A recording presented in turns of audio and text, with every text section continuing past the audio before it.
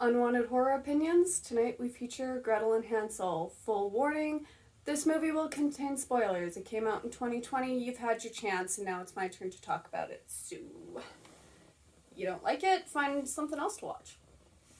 If you don't care, keep watching. I encourage it. So, Gretel and Hansel. It's based, obviously, on the fairy tale Hansel and Gretel, and personally, that's a soft spot for me. I love horror movies that are based on fairy tales, because they do stick to kind of the original story, but they can make it gruesome and screwed up and fun.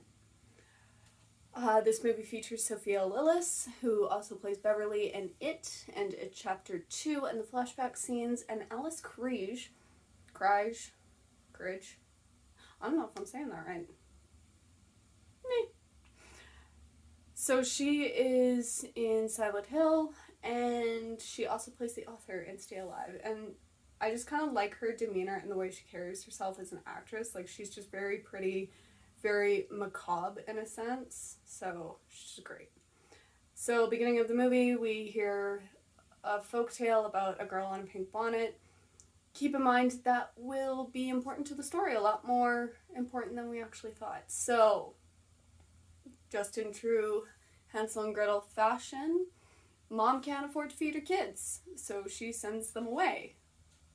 Well, after she tries to kill them with an axe. Because, well, economy makes people do crazy shit, especially when it sucks. Look at today's day and age. I said it and I meant it. So, Gretel and Hansel, they go off on their own adventure to try and make a life for themselves. And of course, in true fashion, they come across the cottage in the woods where a witch lives. Now, this witch feeds them, shelters them, all that fun stuff, and starts teaching Gretel how to use magic.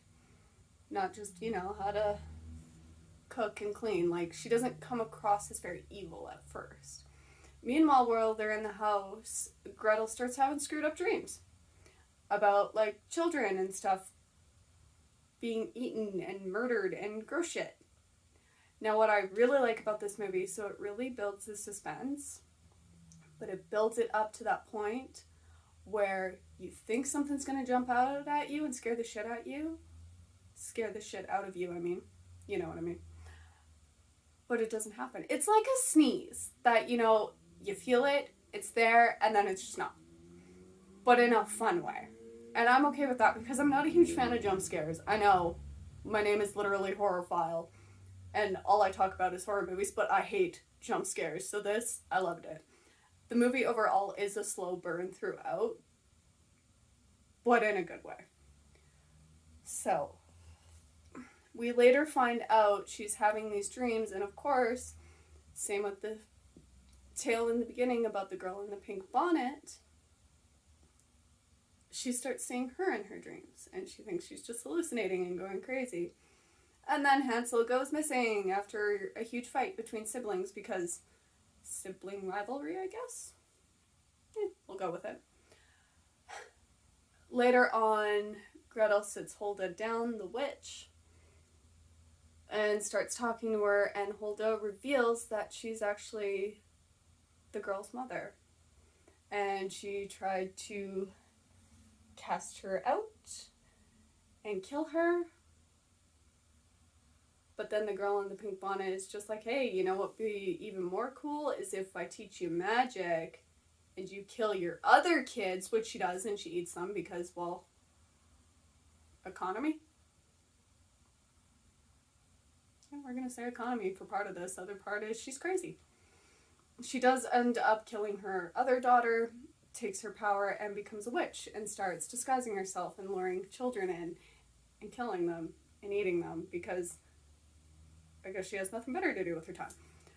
So the peak of the movie and the climax, even that's a bit of a slower burn, but it gets to the point. It's very simple. It's very straightforward. So the climax of the movie, you see Gretel, she's chained down because Witch knocks her out, which reveals her true form, which she's just this very beautiful young woman.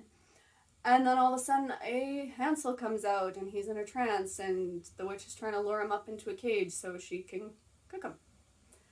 Gretel, of course, breaks free, defeats the witch, pushes her in the fire, saves her brother. Everything's good. Except the ending in this movie, instead of Hansel and Gretel returning home with, like, riches and food and all that fun stuff, she sends Hansel out on his own into the woods, but on a horse that allegedly knows where he's going, I guess. I don't know. There's some parts that just really don't make sense in this movie. And Gretel stays behind in the cottage to be a witch. Because why not?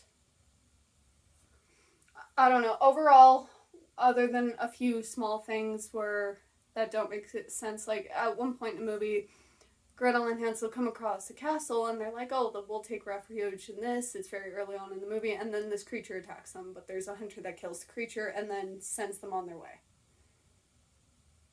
But then that's not even touched on for the rest of the movie. We have no idea about how any of that goes after that. So there are some, I guess, loose ends in this movie, which I'm not crazy about. But overall, it's a solid storyline. The suspense buildup is great. It is a slow burn, but again, in a good way. As per usual, if any of you guys have seen this movie, please let me know, because I really like it, but I don't know a lot of people who have actually seen it at this point, and it would be great to get other people's inputs.